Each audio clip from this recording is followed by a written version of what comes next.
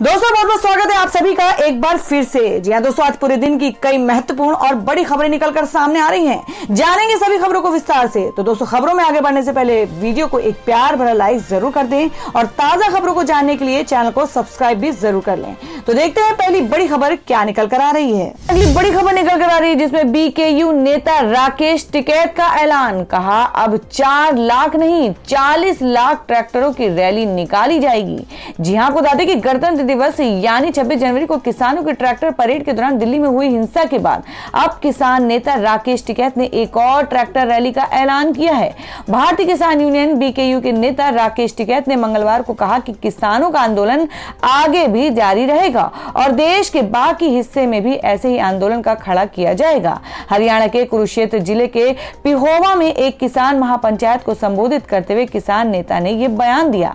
आंदोलन प्रेमी व्यक्ति वाले बयान को लेकर पीएम मोदी की आलोचना करते हुए राकेश टिकैत ने कहा कि वह पीएम मोदी अपने जीवन में कभी भी किसी आंदोलन का हिस्सा नहीं बने। वास्तव में उन्होंने राष्ट्र को तोड़ने का काम किया है। उन्हें आंदोलनकारी के जीवन के बारे में क्या पता होगा। टिकैत ने कहा भगत सिंह यहां तक कि लाल कृष्ण आडवाणी भी आंदोलन का हिस्सा रहे थे।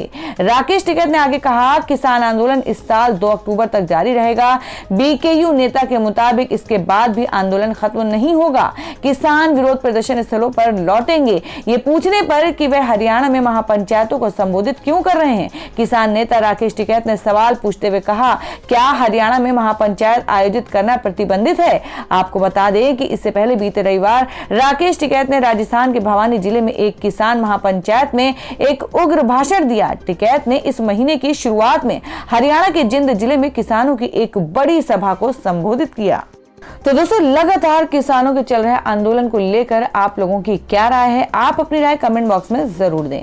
बढ़ते हैं अगली खबर की ओर। और दोस्तों मैं अगली खबर में आपको बता दूं जो कि ट्रैक्टर परेड हिंसा को लेकर है, जिसमें सुप्रीम कोर्ट ने शशि थरूर राजीव सरदेसाई की गिरफ्तारी पर लगाई रोक। जी हां, हम बात कर रहे हैं कि सुप्रीम कोर्ट ने 26 जनवरी की हिंसा के दौरान ट्वीट कर कथित तौर पर लोगों को भ्रमित करने के मामले में दर्ज प्राथमिकी में सांसद शशि थरूर एवं अन्य की गिरफ्तारी पर रोक लगा दी है।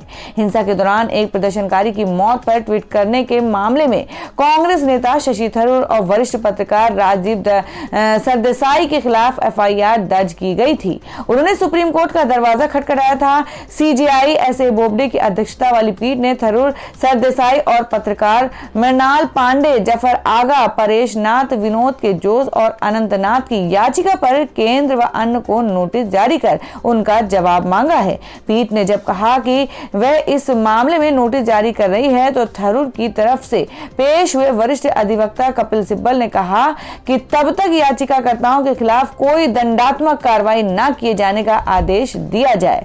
पीठ ने इस पर कहा कि कुछ नहीं होने जा रहा है, खतरा कहां है।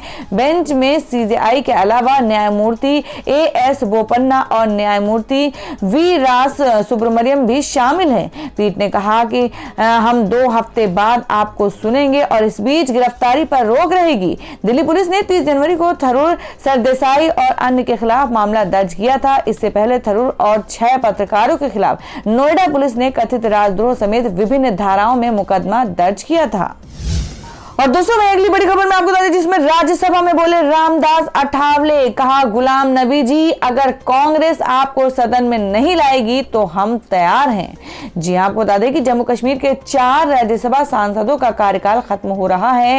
मंगलवार को राज्यसभा में कांग्रेस व जम्मू कश्मीर के बड़े नेता गुलाम नबी आजाद के विदाई समारोह के दौरान भाजपा की सहयोगी party Republic party of India Athawale के अध्यक्ष और राज्यसभा सांसद रामदास अठावले ने कांग्रेस नेता गुलाम नबी आजाद के लिए कुछ ऐसा कह डाला जिससे सुनकर पक्ष विपक्ष के सभी लोग भावुक हो गए।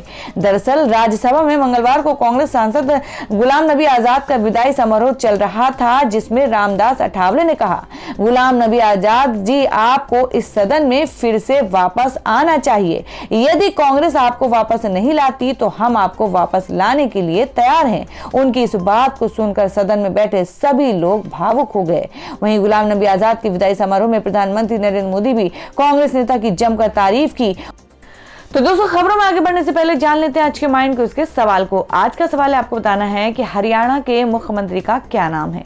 इसका जवाब आपको वीडियो के नीचे कमेंट बॉक्स में देना है और सही जवाब देने वाले को रैंडमली सिलेक्ट किया जाएगा और वो जीत सकते हैं एक बम्पर पुरस्कार।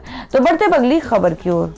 और दोस्तों, मैं अगली खबर में आपको बता दें कि किसानों के समर्थन उतरी उर्वशी रौतेला, बोली अपने हक के लिए लड़ रहे हैं किसान। जी हां, आपको बता दें कि कृषि कानूनों को लेकर पिछले लगभग 70 दिनों से आंदोलन कर रहे किसानों के समर्थन में देश विदेश की कई बड़ी हस्तियां अपने आवाज बुलंद कर चुकी हैं। पंजाबी अभिनेता व गायक दिलजीत दोसांझ, अंतर्राष्ट्रीय गायिका रेहाना और पर्यावरण कार्यकर्ता ग्रेट थनबर्ग जैसे ख्याति प्राप्त लोगों ने किसान आंदोलन का समर्थन किया। अब इस कड़ी में एक बॉलीवुड अदाकारा उर्वशी रौतेला का नाम भी जुड़ गया है। उन्होंने किसान आंदोलन का समर्थन करते हुए कहा कि किसान राष्ट्र की रीढ़ हैं और वह अपने अधिकारों के लिए लड़ रहे हैं। आपको बता दें कि उर्वशी इन दिनों शिमला की सैर पर हैं। अपनी शिमला यात्रा के दौरान 26 वर्षीय अभिनेत्री ने कहा कि किसान राष्ट्र की रीढ़ हैं, मैं उनका समर्थन करती हूं क्योंकि वे अपने अधिकारों के लिए लड़ रहे हैं। और दोस्तों, मैं अगली खबर में आपको बता दें कि 26 जनवरी हिंसा को लेकर कोर्ट ने दीप सिद्धू को भेजा 7 दिन की पुलिस रिमांड में। चंडीगढ़ से हुई थी गिरफ्तारी। जी हां, आपको बता दें कि 26 जनवरी के दिन दिल्ली में हुई हिंसा के मामले में गिरफ्तार हुए मुख्य आरोपी दीप सिद्धू को दिल्ली पुलिस ने मंगलवार को कोर्ट के सामने पेश किया। अदालत के समक्ष पुलिस ने दीप सिद्धू को दिल्ली हिंसा का मुख्य आरोपी और भीड़ को भड़काने वाला शख्स करार दिया। दिल्ली पुलिस ने कहा कि सिद्धू ने ही उस दिन प्रदर्शनकारियों को भड़काया था और सार्वजनिक संपत्ति को नष्ट किया था। इन दलीलों को सुनने के बाद कोर्ट ने सिद्धू को 7 दिन की पुलिस रिमांड में भेज दिया है। आपको बता दें कि दीप सिद्धू को सोमवार आधी रात को चंडीगढ़ और अंबाला के बीच जीरकपुर से गिरफ्तार किया गया था। सिद्धू पर पुलिस ने 1 लाख रुपए का इनाम रखा था। पुलिस के वकील ने कोर्ट में बताया कि सिद्धू ने लाल किले पर झंडा फहराने वाले व्यक्ति को बधाई दी थी और उस घटना का फेसबुक लाइव भी किया था। हालांकि बचाव पक्ष के वकील ने दिल्ली पुलिस की दलीलों को खारिज कर दिया। और दोस्तों, मैं अगली खबर में बता दें कि मुंबई में पंचतत्व में विलीन हुआ राजीव कपूर का पार्थिव शरीर, अंतिम विदाई देने पहुंचे शाहरुख और आलिया भट्ट। जी आपको बता दें कि बॉलीवुड एक्टर और राज कपूर के सबसे छोटे बेटे राजीव कपूर का कल निधन हो गया। 58 वर्ष के राजीव कपूर को कल सुबह दिल का दौरा पड़ा, जिसके बाद उन्हें अस्पताल ले जाया गया, लेकिन वहां उनकी मृत्यु हो गई। राजीव कपूर के पृथक शरीर को मुंबई के शमशान घाट पर शाम को हिंदू रीति रिवाज के अनुसार मुखाग्नि देकर अंतिम संस्कार किया गया। राम तेरी गंगा मैली फिल्म से अपनी पहचान बनाने वाले राजीव कपूर की इतनी कम आयु में मौत से बॉलीवुड जगत को गहरा सदमा पहुंचा है। राजीव कपूर के भतीजे रणबीर कपूर ने अपने चाचा की आरती को कंधा दिया। वहीं राजीव को अंतिम विदाई देने बॉलीवुड की कई मशहूर हस्तियां पहुंची। जी आपको बता दें कि उनको अंतिम विदाई देने उनके बड़े भाई रणधीर कपूर और राजीव कपूर के बड़े भाई ऋषि कपूर की पत्नी नीतू कपूर और उनके बेटे रणबीर कपूर मौजूद रहे। राजीव कपूर का पार्थिव शरीर जिस गाड़ी में रखा गया था उनमें आगे की सीट पर उनके बड़े भाई रणधीर कपूर बैठे दिखाई दिए। राजीव कपूर की अंतिम यात्रा में आलिया भट्ट, शाहरुख खान समेत अन्य बॉलीवुड हस्तियां पहुंची। और दोस्तों, मैं अगली खबर निकल कर आ रही है। आपको बता दें कि कंगना रनौत ने खुद की तारीफ में बांधे पुल। ट्विटर पर लिखा, दुनिया में मेरी जैसी कोई एक्ट्रेस नहीं। जी आपको बता दें कि बॉलीवुड की queen Kangana Ranaut social media पर काफी सक्रिय रहती हैं। वो अपनी फिल्मों में अभिनय के अलावा अपने बेबाक अंदाज के लिए भी खूब चर्चाओं में रहती हैं। फिल्म इंडस्ट्री से जुड़ा मुद्दा हो या फिर देश से जुड़ा, वो सब पर अपनी निर्भीक सोच को सबके सामने रखने से भी नहीं हिचकती हैं। सोशल मीडिया के जरिए आए दिन वो कुछ ना कुछ ऐसा कर देती हैं जो बड़ा मुद्दा बन जाता है। अब उन्होंने एक ट्वीट किया है जिसमें उन्होंने खुद की तुलना अमेरिका की मशहूर एक्ट्रेस मैरिल स्ट्रीप और इजरायली एक्ट्रेस गल गडोट से की है। उन्होंने ट्वीट में लिखा कि जिस तरह की रेंज में मैं एक परफॉर्मर के तौर पर प्रदर्शित करती हूं, वैसा इस दुनिया में किसी भी एक्ट्रेस के पास अभी नहीं है। उन्होंने अपनी आने वाली फिल्म थलाइवी और धाकड़ को लेकर ये दोनों ट्वीट किए हैं। उन्होंने ये ट्वीट सोशल मीडिया पर काफी वायरल हो रहा है। और दोस्तों, अगली बड़ी खबर निकल कर आ रही है पंजाब से। जी आपको बता दें कि पंजाब में आम आदमी पार्टी को मिली मजबूती। विभिन्न जिलों में कई हस्तियों समेत 50 से ज्यादा लोग पार्टी में हुए शामिल। जी आपको बता दें कि दिल्ली की सत्ता पर काबिज आम आदमी पार्टी अब कई और राज्यों में भी अपने विस्तार पर लगातार ध्यान दे रही है। इसको ध्यान में रखते हुए पार्टी ने कई राज्यों में विधानसभा चुनाव के साथ साथ वहां स्थानीय चुनाव को लड़ने का भी फैसला किया है। इस बीच पंजाब में भी आम आदमी पार्टी लगातार लगातार मजबूत होती जा रही है।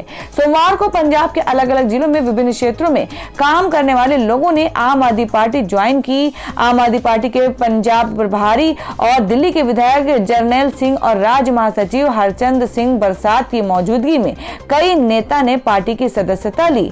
आपको बता दें कि किन जिलों में किन चेहरों ने थामा आम आदमी पार्टी का दामन। जी आपको बता दें कि पंजाब के फतेहगढ़ साहिब, पटियाला और मोहाली जिले के कई नेता पार्टी में शामिल हुए हैं। आम आदमी पार्टी में शामिल होने वालों में फतेहगढ़ साहिब से हरनेक सिंह दीवान शामिल हैं, जो कि राजनीति में सक्रिय हैं और पहले कई बार चुनाव लड़ चुके हैं।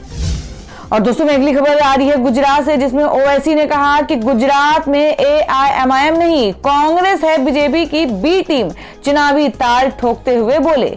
जी आपको बता दें कि AIMIM के अध्यक्ष असदुद्दीन ओवैसी ने गुजरात में रैली कर अपनी पार्टी के चुनावी अभियान का बिगुल फूका। ओवैसी ने यहां भरूच में पार्टी के पहले चुनावी अभियान की शुरुआत की। इस दौरान उन्होंने कांग्रेस और मोदी सरकार को आड़े हाथों लेते हुए AIMIM को जनहितैषी बताया। अपनी पार्टी के भाजपा की बी टीम होने के आरोपों का उपहास उड़ाया। ओवैसी ने कहा, कांग्रेस के नेता हमें बीजेपी की बी टीम कहते हैं, लेकिन हम हैं नहीं। गुजरात में कांग्रेस ही भाजपा की बी टीम है। ओवैसी बोले कि हमारी पार्टी पर बीजेपी की बी टीम होने का आरोप क्यों लगाया जा रहा है, जबकि ये कांग्रेस के कारण है कि भाजपा 3 दशकों से गुजरात जीत रही है। ओवैसी ने यह भी दावा किया कि दोनों मामा भांजे की तरह बढ़े। कांग्रेस भाजपा के शासन के विरुद्ध ही ऑल इंडिया मजलिस-ए-इत्तेहादुल मुस्लिमीन AIMIM ने अभी गुजरात में प्रवेश किया है। उन्होंने कहा कि अधिकारों से वंचित समुदायों के लिए विकल्प के रूप में राज्य में पार्टी को स्थापित कर रहे हैं। और दोस्तों में अगली खबर निकल कर आ रही है, मुनव्वर फारूकी को मिला भारतीय अमेरिकी स्टैंड अप कॉमेडियन ग्रुप का समर्थन। 35 दिन बाद जेल से मिली थी रिहाई। जी हां, हम बात करें कि हिंदू देवी देवताओं के अपमान करने के आरोप में 35 दिनों बाद जेल से रिहा हुए stand up comedian Munawar Faruqui को भारतीय अमेरिकी स्टैंड अप कॉमेडियन के एक ग्रुप का समर्थन मिला। नए साल के दिन 1 जनवरी को इंदौर में एक कैफे में उनको गिरफ्तार किया गया था। सुप्रीम कोर्ट की ओर से अंतरिम जमानत दिए जाने के बाद उन्हें शनिवार देर रात इंदौर सेंट्रल जेल से रिहा कर दिया गया। अपनी रिहाई के बाद फारूकी ने एक वीडियो मैसेज भी दिया था, जिसमें उन्होंने कहा कि मैं अब इस मामले पर टिप्पणी नहीं करना चाहता, लेकिन मुझे न्यायपालिका पर पूरा भरोसा है और मुझे न्याय मिलने की उम्मीद है। अब भारतीय अमेरिकी स्टैंड अप कॉमेडियन के एक ग्रुप ने उनका समर्थन करते हुए फारूकी की गिरफ्तारी को अन्यायपूर्ण और अभिव्यक्ति की स्वतंत्रता के खिलाफ बताया। कॉमेडियन पल्लवी गुणालन ने कहा कि एक कॉमेडियन के रूप में मेरा पूरा जीवन लोगों को हंसाने के साथ विरोधाभासों और अन्याय को भी दूर करने के लिए आवाज बुलंद करते हैं। उन्होंने कहा कि मुनव्वर को जेल जाने से पहले खुद को व्यक्त करने का मौका भी नहीं मिला। और दोस्तों अगली खबर में जान लेते हैं देश भर में सोने और चांदी के ताजा भाव। जी आपको बता दें कि सोने की कीमतों में आया उछाल, चांदी में आई गिरावट। जानिए क्या हो गए हैं भाव। जी हम बात करें कि घरेलू सराफा बाजार में मंगलवार को सोने की हाजिर कीमतों में उछाल दर्ज हुआ है।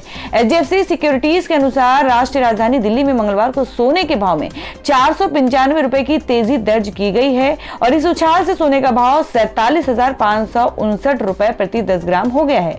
सिक्योरिटीज के अनुसार अंतर्राष्ट्रीय बाजार में आई उछाल के चलते घरेलू सराफा बाजार में सोने की कीमतों में ये तेजी दर्ज की गई। गौरतलब है कि सोना पिछले सत्र में 47,064 रुपए प्रति 10 ग्राम पर बंद हुआ था। घरेलू सराफा बाजार में मंगलवार को सोने से इतर चांदी की हाजिर कीमतों में गिरावट दर्ज की गई। चांदी के हाजिर भाव में 99 रुपए की गिरावट दर्ज की गई। इस गिरावट से चांदी का भाव मंगलवार को 68,391 रुपए प्रति किलोग्राम पर बंद हुआ। गौरतलब है कि चांदी अपने पिछले सत्र में 68,490 रुपए प्रति किलोग्राम के भाव पर बंद हुई थी। और दोस्तों में अगली खबर में जान लेते क्या है देश भर में मौसम के ताजा हालात। जी आपको बता दें कि दिल्ली NCR में घना कोहरा, उत्तराखंड में बारिश की आशंका, प्रशासन की बड़ी परेशानी। जी हम बात करें कि फरवरी को गुलाबी ठंडक का महीना कहा जाता है, लेकिन इस बार फरवरी में भी सर्दी का प्रकोप जारी है। दिल्ली समेत पूरा उत्तर भारत इस वक्त घने कोहरे की चपेट में है। कल सुबह भी राजधानी में घना कोहरा छाया हुआ है। दृश्यता कम होने के कारण लोगों को आने जाने में खासी दिक्कतों का सामना करना पड़ रहा है। हालांकि मौसम विभाग का कहना है कि दिन चढ़ने के साथ ही मौसम में परिवर्तन होगा और स्थिति बेहतर होगी। और आज दिल्ली में न्यूनतम तापमान 9 डिग्री सेल्सियस और अधिकतम तापमान 25 डिग्री सेल्सियस रहेगा। तो दोस्तों ये थी अब तक की सभी बड़ी खबरों की अपडेट्स। टुडे ब्रेकिंग न्यूज और लेटेस्ट खबरों को देखने के लिए हमारे चैनल को सब्सक्राइब जरूर कर लें, वीडियो को लाइक और शेयर भी जरूर कर दें अपने दोस्तों और रिलेटिव्स के साथ। तो दोस्तों फिर मिलेंगे काम की खबरों और सरकारी योजनाओं की एक और नई वीडियो के साथ। तब तक के लिए धन्यवाद दोस्तों।